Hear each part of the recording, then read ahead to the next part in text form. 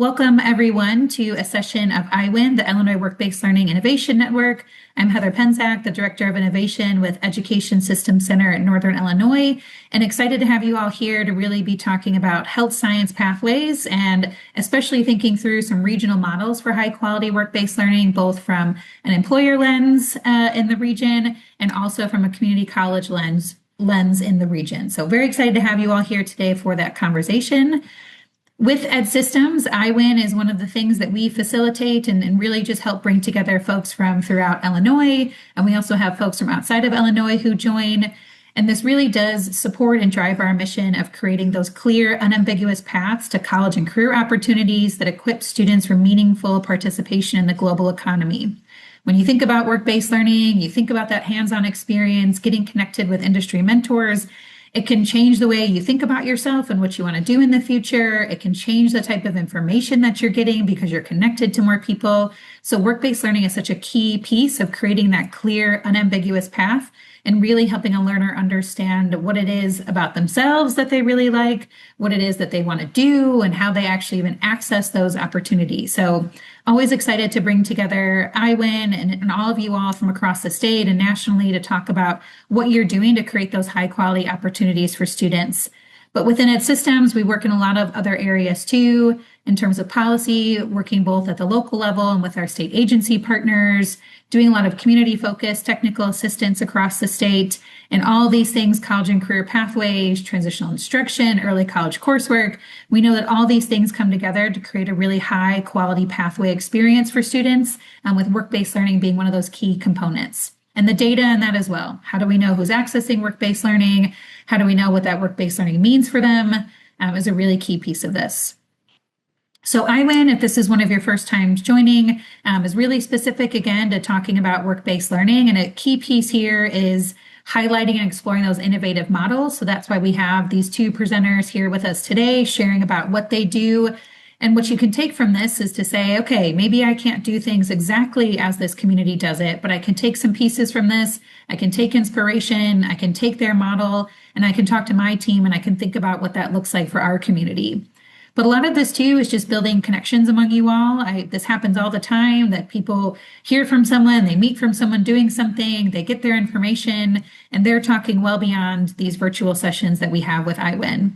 And a lot of this too is conversation based and identifying those policy changes and supports. We host roundtables. We have one coming up in May, and these are just places where we talk about, what are some of the challenges? What are the big questions that we're having? And how do we talk and share about that? And not in a formal presentation way, but really just in a collaborative discussion way. And how can we think about, how are we serving those students furthest from opportunity? How are we making sure that all students get access to what is such a high quality, meaningful experience to inform, what it is about yourself that you enjoy and want to do and how you access those things. And so as we get ready to kick off here and turn to our two presenters, if you could take a moment to just share in the chat a little bit about yourself, name, role, where you're coming from.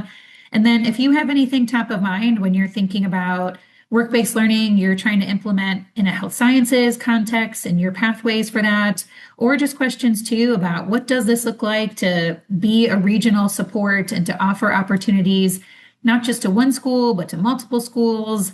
What does that look like to do regional efforts in work-based learning? So if you could share a bit about that, our presenters then can, see what's coming in the chat, see if they want to respond to some of those things or already are in their presentation. And we can also save them to you for questions and discussions. So we have two different presenters with us here today. We have Chester Memorial Hospital, who's going to talk about the variety of work-based learning opportunities that they do. And we also have Southwestern Illinois Community College, who is really going to talk about their Health Sciences Day, where they support high school students to come in and learn about all the opportunities. But they'll also talk about some other regional things that they do to support high schools to understand about their college and understand about the different occupations within health sciences. So excited to have them both here today. Thank you all for sharing your pieces in the chat here. And with that, I think I'm actually going to go ahead and stop sharing and turn it over to Chester Memorial with Mariah here.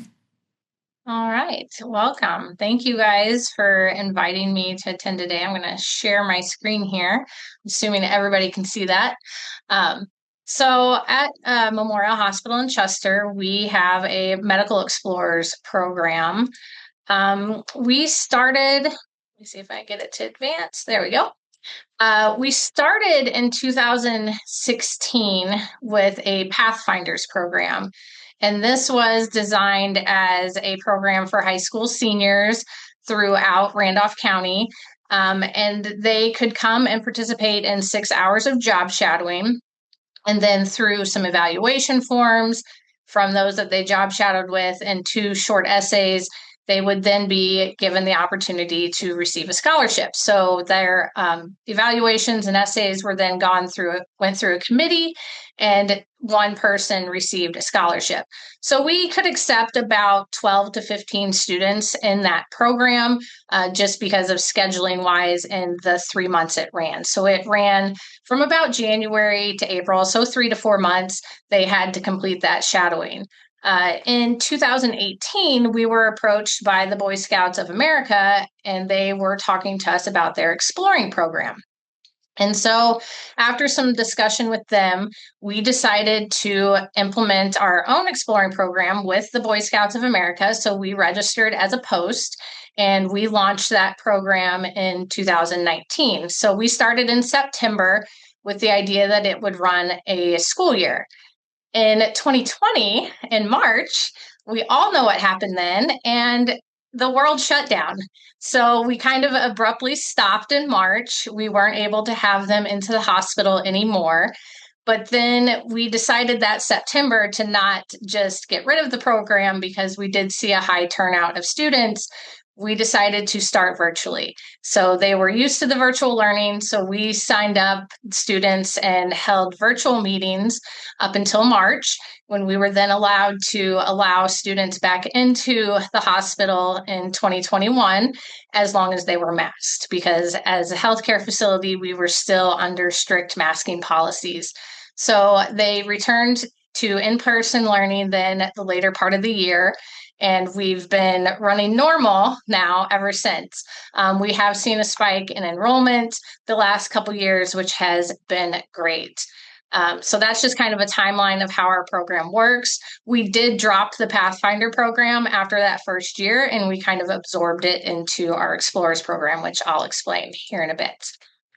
So designing our program, we used the Pathfinder program that we had kind of as a template. We knew that we wanted it to be longer, so we decided to go with a 9-month program that ran the school year. That's when the students are most engaged into a regular schedule, so it seemed to work well. Each month, we invite a different healthcare department or profession to host a meeting. They share about their profession and then usually provide a hands-on activity. Students in the program are then allowed to job shadow with departments at the hospital. And if they want to job shadow with one of the presenting organizations outside the hospital, we try to organize that as well.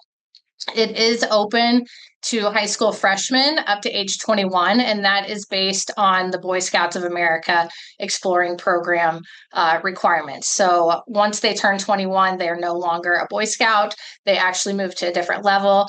We have had some students attending junior college, so a local junior college that have participated in the program. So we have seen kids at like that 19 age group, but we don't often get them into that 2021 because usually they're off, learning their careers.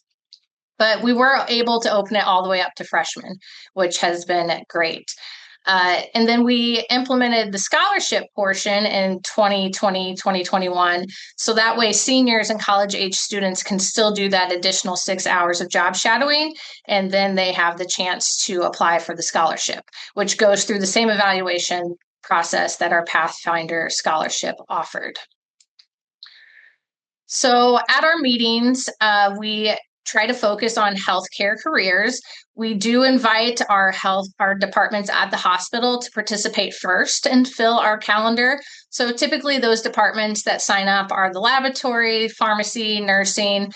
We have med surg and ER. So a lot of times they do a combined meeting. And then we have anesthesia and OR nursing, which often usually combine to do a meeting. And then diagnostic imaging, which covers all the different modalities that they offer in radiology.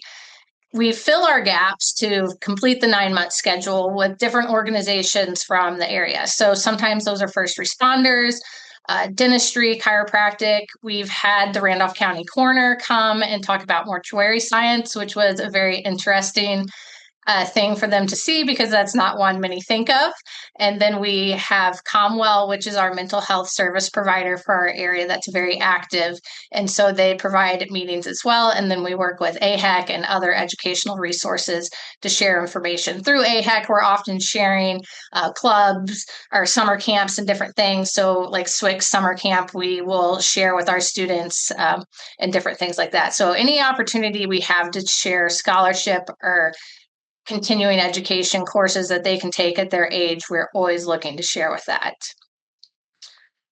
So our recruitment for this program, the very first year that we did it, we kind of let the Boy Scouts lead that role because they already have active enrollment in the area that they do. So we let them kind of organize an open house for us, and that's the path that we took.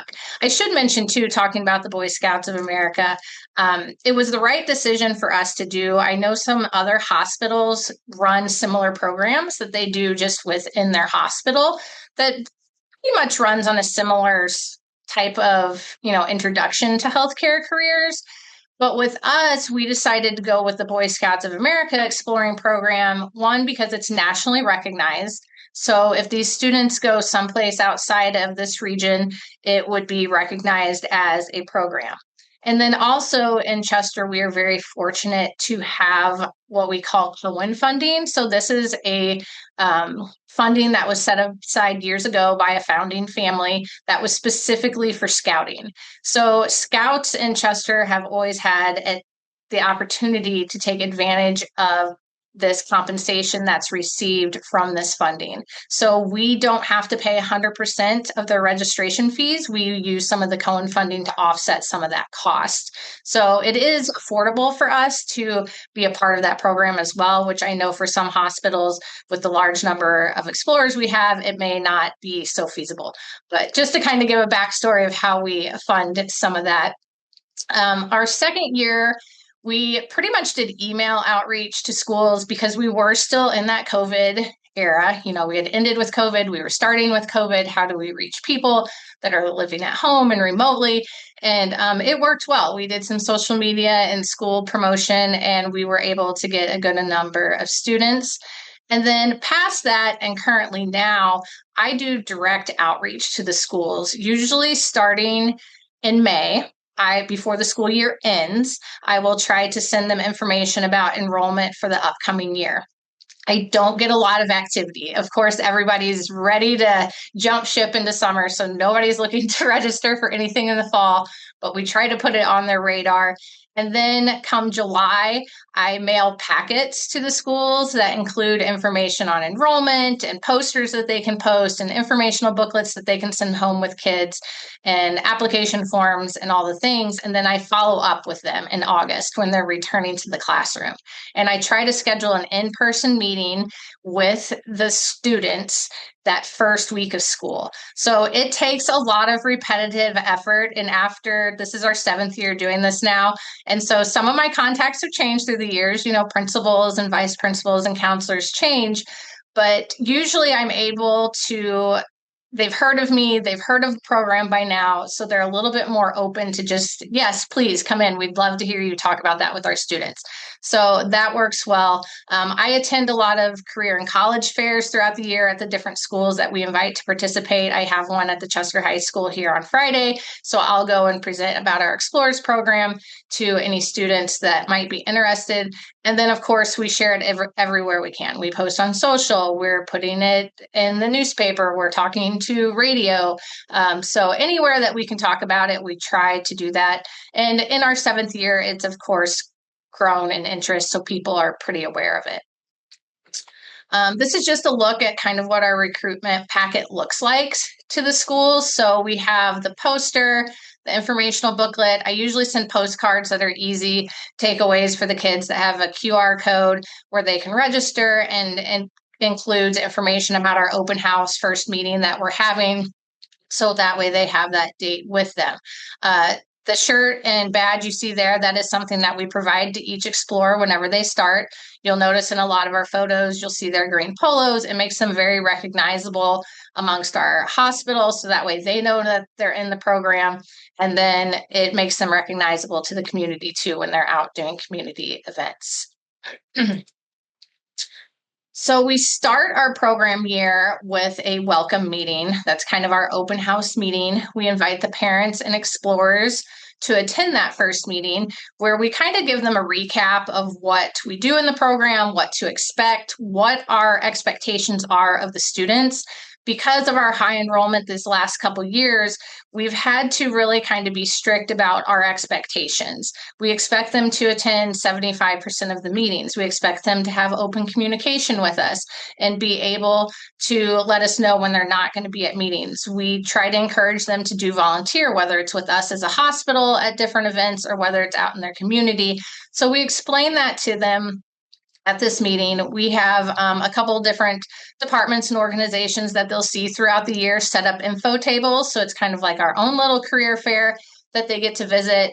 It's our only contact with the parents through the program. And because they're the ones with the students at home, it's important for us to have this engagement with them so that way they can see what their students are engaged in. So that way they encourage them to keep attending. And then it gives them the opportunity to ask questions. I mean, they're the ones that are asking about like job prospects and scholarships and where do they go to school for this and things like that. We also complete paperwork because in healthcare, there's a lot of paperwork. And because they're going to be in and amongst our patients, we make them fill out all the same paperwork that they would fill out if they were an employee. They have to fill out our HIPAA and privacy and know what FI is and all of that stuff. And then we talk to them about the dress code and different things as well. So some results that we've seen from the program. We've had over 140 students since 2019. That doesn't include this year's 35 students. So we have almost hit that 200 mark with students that we've had.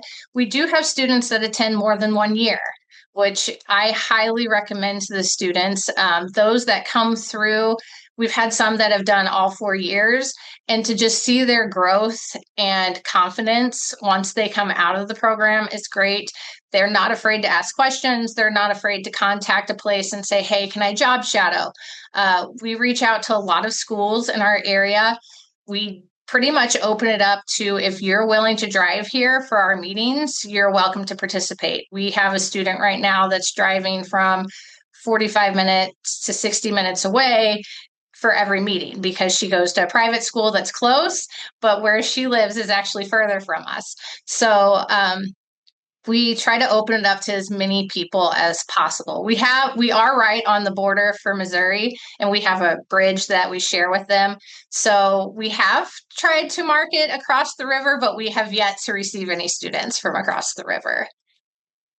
And then we try to explain to the students too that going through this program does make you very hireable. We have hired 12 students that have been past explorers in just the short time that we've been doing this. Of course, many of them are pursuing further education. So a lot of them are still in school, but we have had them as interns and student workers. And then we've hired some as nursing and in the lab and admitting in different places. So we try to let them see like it is a good step to take to get hired. And then these are just some of the different universities and colleges that they've attended. I try to share this with students so they can see, that there is, just where their predecessors are going and the different careers they chose. We like to open it up to a lot of different careers because when so many come in, they think of nursing and doctors and that's about all they know. But there's so many other careers out there. And so to see this career paths that they've chosen grow through the years is nice because I'm like, hey, they probably didn't know about that until they were here in this program. So that's always nice too. So I primarily run our Explorers program, but we do offer a lot of other educational ways for people to come into the hospital. We work with AHAC regularly. We host rural health experience students. We've had RMed students. We let people do their clinicals. Beck School of Nursing uses our facility for clinical training as well. And then our nurses have their own intern program. So that way they can bring in nurses through that way. And then we work with SWIC with their radiology program that we host students every year. And so they work side by side with us during their clinicals. And then we have hired multiple students from the radiology program. And then we offer job shadowing pretty much to anyone that's willing or interested in healthcare. Our only requirement is that they are 16 years or older. And that's just because we look for a certain maturity level and we want to make sure that they understand the HIPAA and privacy that goes with that. But that is pretty much what I have. We do share a lot of this information on our website as far as our booklet that explains our whole program and stories that we've done and photos from the past. So you're welcome to scan that QR code and check it out. I'm always happy to talk about the program. It's been fun to build and kind of adjust throughout the years. So there's my contact information if anybody ever wants to know more. Thank you so much. I want to echo, I love the variety of occupations and that you bring in community partners. If you're not able to show those, like it's so important to help young people understand that there's not just a nurse, there's so many things you can do. I know there were a couple of questions. One of them just about the meetings, when those occur with the parents. Is that during the school year, evening, weekends? And I think there's some other questions too, like how long are they? What's a typical structure? Yeah. So our meetings last 2 hours. We typically hold them on the third Thursday of every month from 6 to 8 p.m. They are held here at the hospital unless we are working with an outside entity. We will try to often schedule it at their location because they can show us more. We went to the eye doctor this year, and so they got to see optometry at their location. Chiropractor, we went to their location this year. So we try to kind of change scenery sometimes. We do throw in bonus meetings. This year, we have probably really overscheduled with like 5 or 6 extra meetings, but we have found that the students have been more engaged. They love to learn, and so it's been fun. But typically, they are weeknights in the evenings. We are welcome for the parents to attend the meetings with the kids if they want to, but most of the time it's just the students. I'm trying to work with AirEvac. We have a meeting Thursday with our air medical service. And so I invite parents to attend that one because everybody always loves to see the helicopter land and take off. That's always a fun and exciting one that the parents ask about. So they're welcome to attend, but most of the time they don't. And they'll just drop the kids off, or the kids drive themselves, or they carpool sometimes. Yeah, it's interesting the parent lens too, because there's jobs that adults could access right now in the healthcare field, right? So it's like they could themselves get inspired. I know there was a question too about like internship ideas. I don't know, even others too who are here, if you have ideas about what your interns do in the health sciences, but I think too, like what you shared with the orientation and with going through HIPAA, like there's all kinds of ideas as long as you take those young people through the processes to be compliant in healthcare, right? Then they can do all kinds of things within the hospital system. But I don't know if you have just some internship ideas or thoughts to share. So a lot of our interns will start in medical records just because it's a good introduction to healthcare. It can be a repetitive process. So if it's not an everyday full-time internship, it's something that they can easily pick up on the next day. We have had a couple interns that have kind of free floated from department to department. We had one particularly that she was an explorer for 4 years. She did a lot of job shadowing. She was very versatile and knew a lot about our health system. And she was going into kind of a healthcare administrative role. So she had a lot of interest in the business side of healthcare. She spent time with HR. She spent time with me, helping me plan community events of activities. And she learned a lot of the medical record side. Whenever we did co-op, we don't have a co-op program right now, but a lot of times medical records is where they started, just because it's something that it's not super time sensitive. I mean, yes, we try to keep on top of our medical record filing, but if they're not here 40 hours a week, it's something that they can keep coming back to, and then they can all easily grab whatever they need to work on. Some other intern options, we have had some in pharmacy, but a lot of times they're students. So they're already looking into that career. They have some educational base. And so finding those paid internships can be hard in healthcare, especially since so much of what we do is now electronic. I mean, medical records used to be a huge spot because there was always filing every day, but now we don't have paper files. So it's not really such a place that we can bring in a huge amount of students anymore. So they are becoming smaller and smaller with internship opportunities.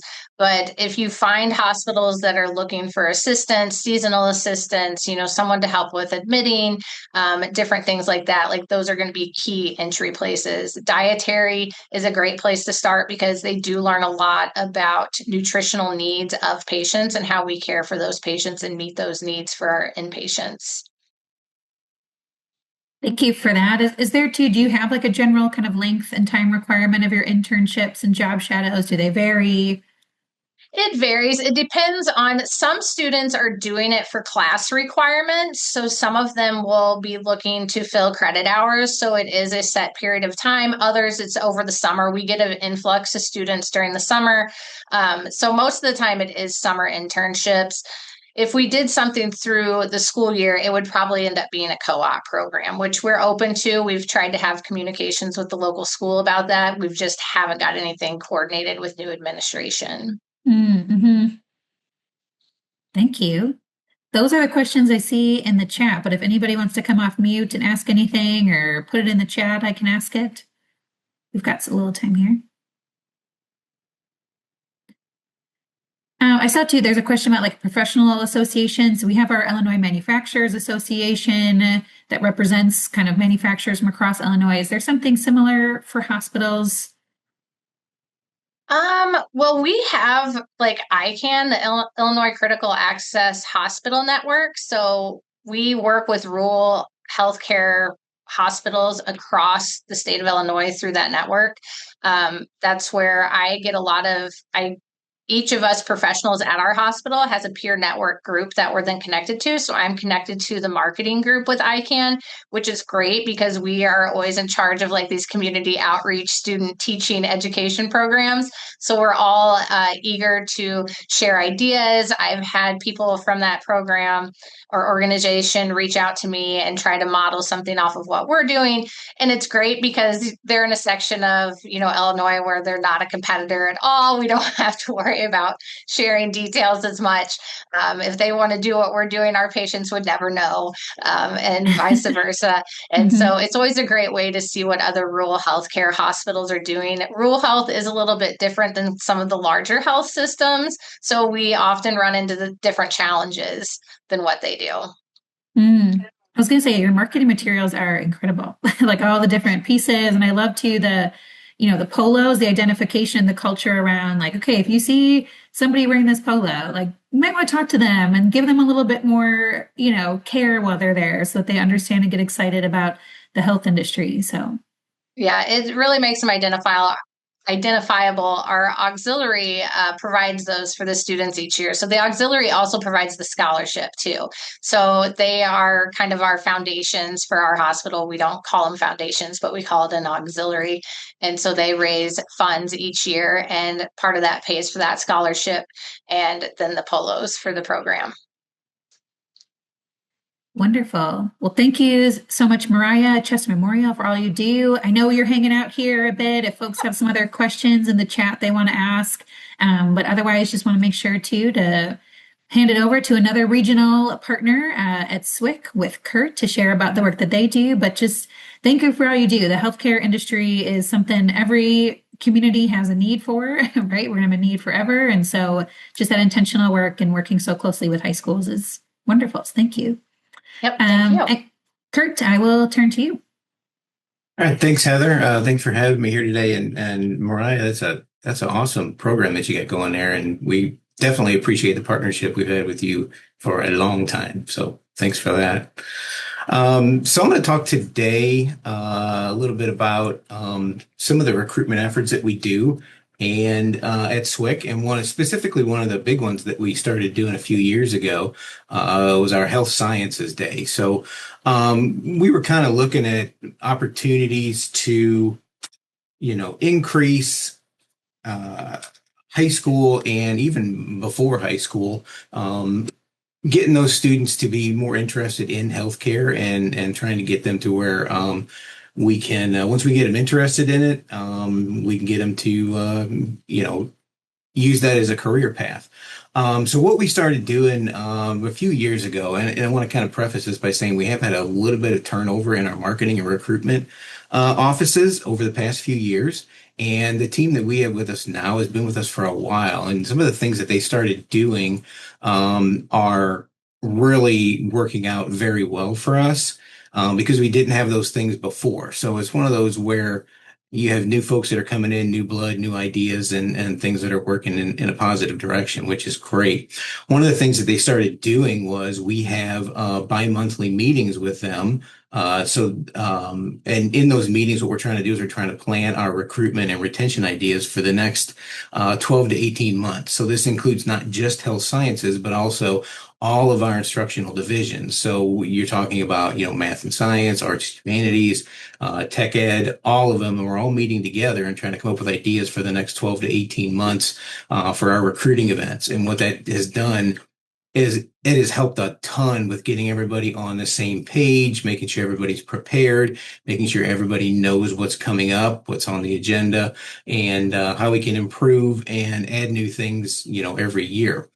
The other things that they started doing and kind of enhanced on that is sending out weekly emails. And this goes to all of our coordinators, all of our instructional faculty with events that are scheduled for the week, and also with any kind of inquiries that have been sent in. So if there's an inquiry that any student or parent or anybody is sending to the school about different departments, we get weekly emails sending us the information on how to contact that individual and talk to them about, how they can get more information, who they can talk to, schedule a tour, that kind of stuff. So that's helped tremendously. The other things that we've been doing the last few years is we have special events that are highlighting our career and technical education programs. One of which is our Health Science Day. And that's kind of one of the things we're going to talk about a little bit more in depth as we're moving through that. So I saw in the chat that we have a lot of folks here from high schools around the state. We have a few community colleges that are on there, but a lot of high schools. So when we're talking about this event, this is an event that we invite kind of our local high schools to. But, it's an event that could be easily put on by your local community college. So if you wanted to talk to them about it and have them reach out to me a little more in depth afterwards, I'm open to that too. They can always kind of ask about it. But what it is our Health Science Day, it kind of gives a snapshot of the day in the life of a healthcare worker. So basically what we do is we start off with a simulated car crash that we ended up filming out in our parking lot. We were going to initially do a live event on it and have some bleachers out there. And, we do this event in March. Our yearly one is actually coming up Friday, but we do this in March. And you all know about the weather in the Midwest in March. We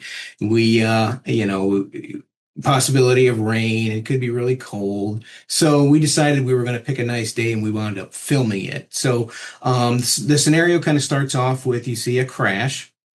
And then you see a police officer pull up. So then we kind of talk a little bit about our police academy and our administration of justice. And then after that, we have the fire department that kind of pulls up in the video. And also our EMS pulls up in the video. And we kind of talk a little bit about the fire science, what they're doing, and EMS kind of what they're doing at the scene. And then that's about a 10-minute, maybe a 12-minute video. And we put that up on big screens in our gym. And we have all of our students that are sitting in the bleachers in the gym. And while this video is running, they're kind of watching it. And this is also, if we have some latecomers are kind of filtering in during this video. Once the video is over with, and what we have is we have half the gym that is set up like a mock kind of a mock hospital. We have an area that would be similar to an ER. We have an area that would be similar to a surgical suite. And we wound up, what we do is we have two patients that are like they're being brought into the ER. So once the video ends, we have kind of a partition in the middle of the gym that hides, the actors and people like that behind it. And once the video ends, what we have is we have two of our current EMS students come kind of around the corner with a patient on a stretcher. And they'll drop the patient off at what is the simulated ER. They'll talk to the nurse, and during this whole thing, we have somebody that's narrating it and talking them through exactly what's going on, what this individual's role is, what each of these people do. And so we kind of start off that way. So they come in, they drop the patient off, and then we go through what would be like a normal cycle of what would happen at the hospital with this patient. So you start to see all of the different areas that we offer. So you'll have phlebotomists come in and draw blood. You have the radiologists come in and take x-rays. We have our diagnostic medical sonography, do ultrasound. We have, the nurses. We have, several folks that are going to come in and do exactly what they do. And it ends up kind of sparking a lot of interest. So, because what you're showing is what you're showing kind of the day in the life of those individuals. We have two patients that we run through this scenario. The first one is one that requires surgery. So that's going to wind up involving our surgical tech folks and also our respiratory care folks too. So we wind up running through that scenario where we're having that individual that's going to wind up going to surgery. And we go through all that again. It's narrated, telling what their jobs are, what it is that they do. And then we have a second patient come in and they're not injured quite as bad. And it's more of an orthopedic injury. So that's when we have more of the radiology, even the physical therapy kind of afterwards. And what it does is it gives the students that are watching kind of an idea of what that individual would be doing for a patient, and then kind of sparks their interest in certain things. Once that scenario kind of ends, what we wind up doing after that is we have the students will go through with a lab tour. They'll also we have a table fair set up on the other half of the gym where the individuals that they just saw will have a table sitting there, and they can come up and get information from that individual, find out a little bit more about the job, find out how to enroll in a class if they want, or what they need to do to explore that pathway for a healthcare career. It winds up being kind of about a 3-hour day. We've kind of streamlined it a little bit to where we got it down to about a 2.5-hour event for the high schoolers as they come in. And like I said, it showcases a lot of the departments that they don't normally think of. I think we talked earlier a little bit about when students kind of think of healthcare a lot, they mostly think of nurses and doctors, and this is going to highlight a lot more of those other programs so that they're interested in other areas and kind of see what they do, and then they can get more information on it. So while we're doing this Health Science Day, we partner with our marketing, recruitment, and retention folks to help plan it. We have several meetings throughout. Like I said, the event this year is actually coming up on Friday, so we're going to have it in 2 days. And as you can imagine, we've been having a lot of meetings to plan and make sure we got everything ready to roll out. Had our last one actually this morning to make sure everything was all ready to go. This is our third annual event. We have learned a lot of things. We'll talk about those here in just a minute from each one of the events that we've had, but it's been pretty successful every time we've had it. One of the things we're showing you here on the screen is kind of a reminder that we sent out. And this one was just sent out last week, just kind of reminding the high schools that we are having this event that's coming up, letting them know when it is, sending them an email out about it just to make sure that they're going to be there. And then this is another companion email that came with it, just kind of showing them that they can register for the video or for the event. And kind of go from there. So the participating departments that we have in our live action scenario include our Administration of Justice, our Police Academy, the Fire Science, EMS, Nursing. We have Practical Nursing, Nurse Assistant, Medical Lab Tech, Phlebotomy, Radiology, Diagnostic Medical Sonography, which is ultrasound, respiratory care, surgical tech, and pharmacy. So throughout the live action, we have each one of those folks that'll show exactly what it is that they do on a daily basis, and it kind of sparks some interest in that. The other health science programs that we have that don't necessarily participate in the live event, but that have a lab tour afterwards, and also have a table where they provide other information. We have our physical therapy assistant, medical assistant, community health worker, massage therapy, and then health information technology.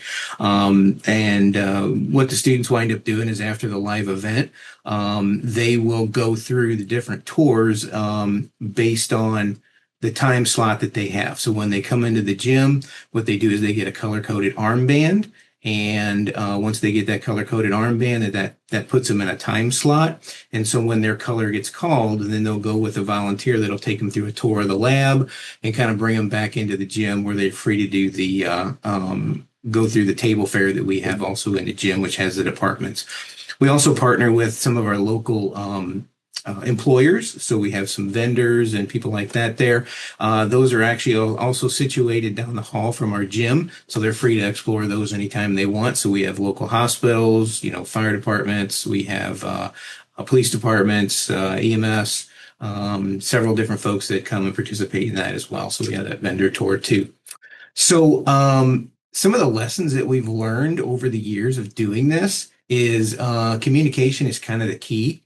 So having planning meetings for this is kind of vitally important. So we have several planning meetings, and at each one of these, we make sure we kind of got things in order and when we need to do it, and making sure that day everything runs smoothly.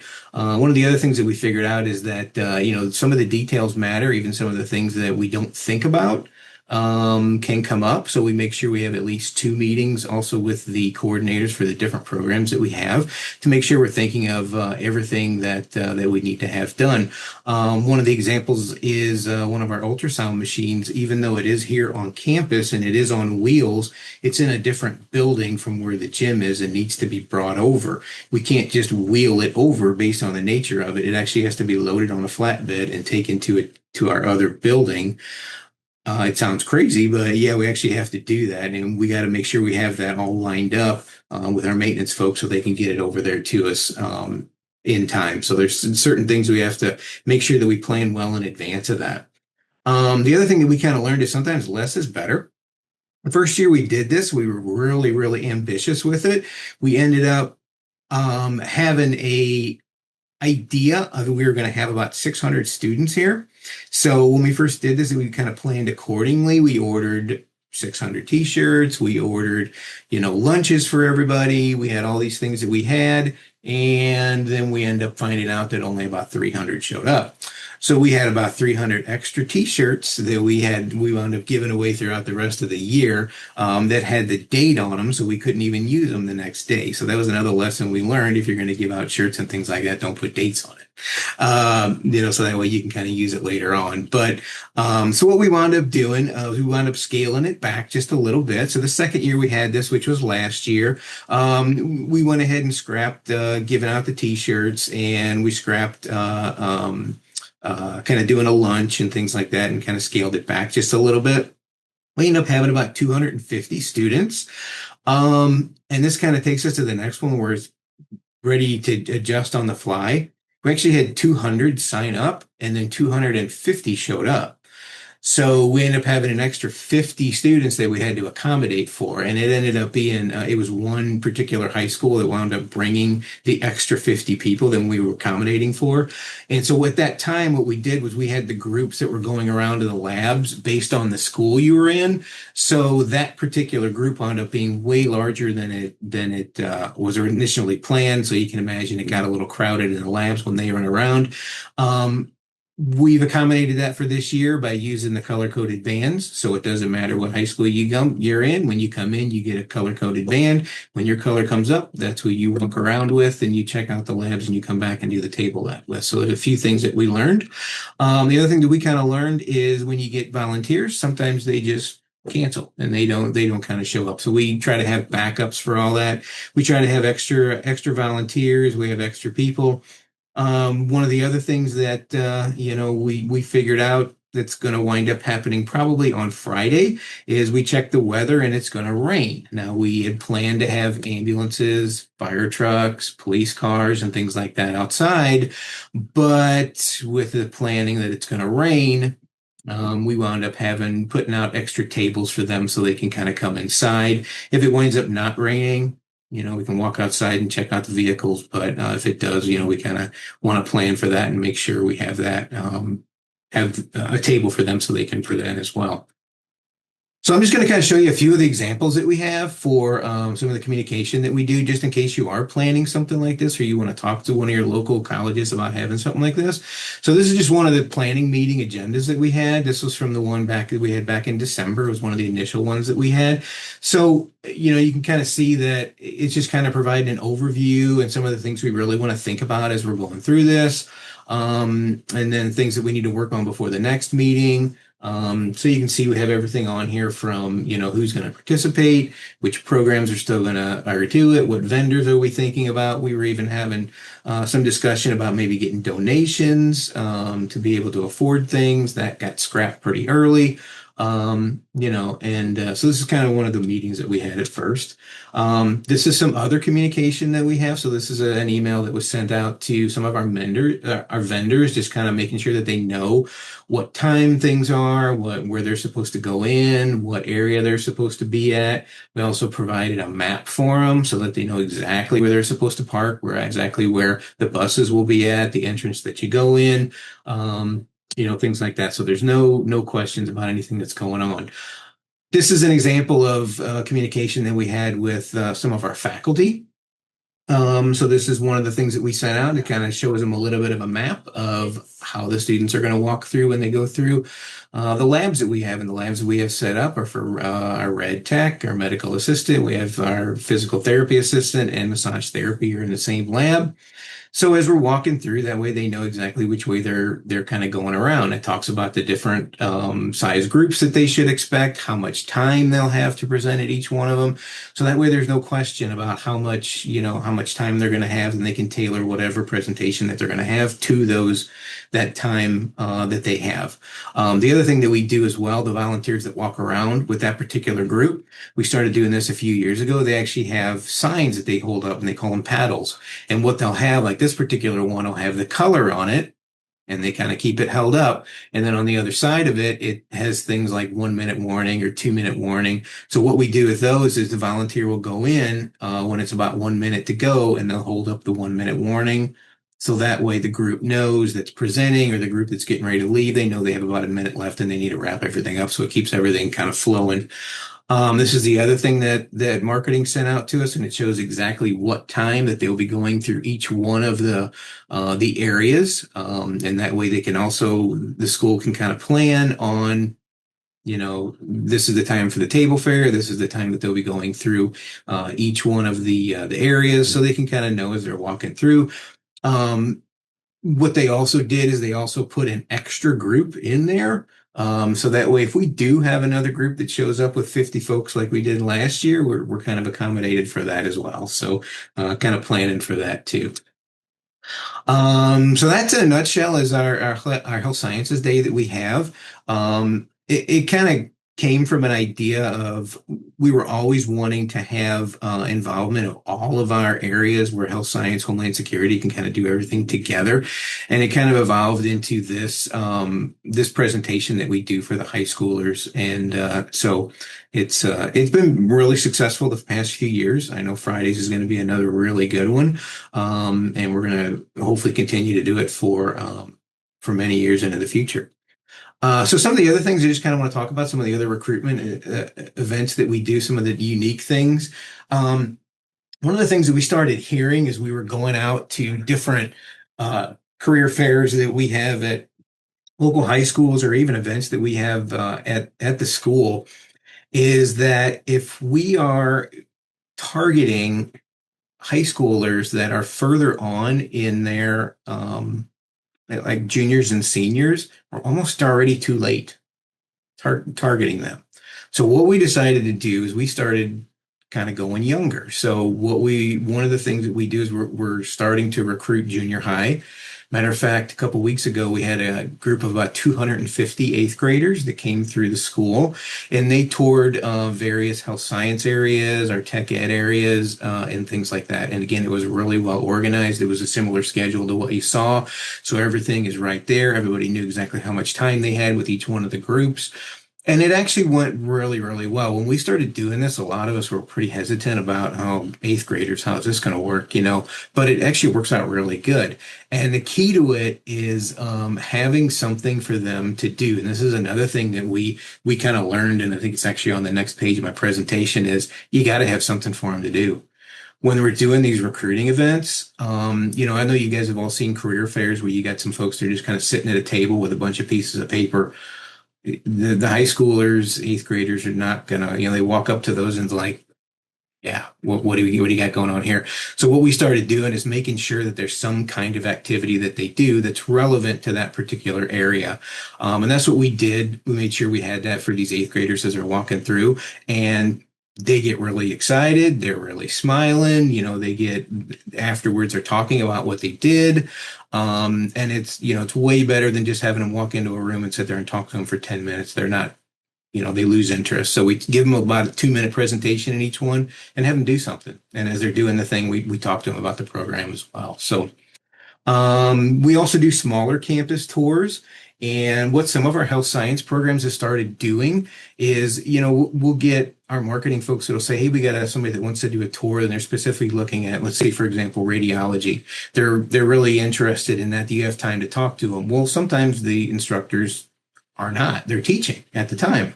So what we started doing was encouraging them, and they actually really enjoy it, having the students as they're going through this tour just walk in to while they're taking a lab, or they're even when they're having a lecture that day, having the student or the parents that are with them stand in the back and just kind of watch what's going on that day. It's really good when we do the labs because they actually get to see what it's about, and it kind of gets them excited a little bit.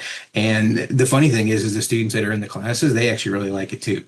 When the younger kids come in and they can kind of see them. So that's been working out really good too. And this is, like I said, we started encouraging all of our folks that go to events or have events at the school to have something interactive for them to do. And it makes it more exciting for the faculty too when they're there with the prospective students, that they're doing something and they're not just sitting there talking to them or handing them a piece of paper. So that's been working out really, really well. So any questions for me?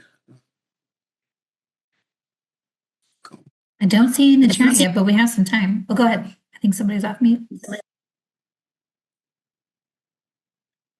Just kidding. Okay. It was like a Zoom intruder. No, I appreciate so much too, especially within that community college space, to say, here's all the different occupations you can have and here's how you can get there, right? And have them really see themselves as college going and interact with those folks at SWIC. I think it's just incredible. So, and yes, kudos to the hands-on. I think even as adults, right? We don't really want to talk for much more than a few minutes. We want to engage. We want to see what the thing is. So I appreciate that. And but I will. And it gets a lot more participation out of the different programs too, because, it's not as boring just sitting there. Yeah. Mm-hmm.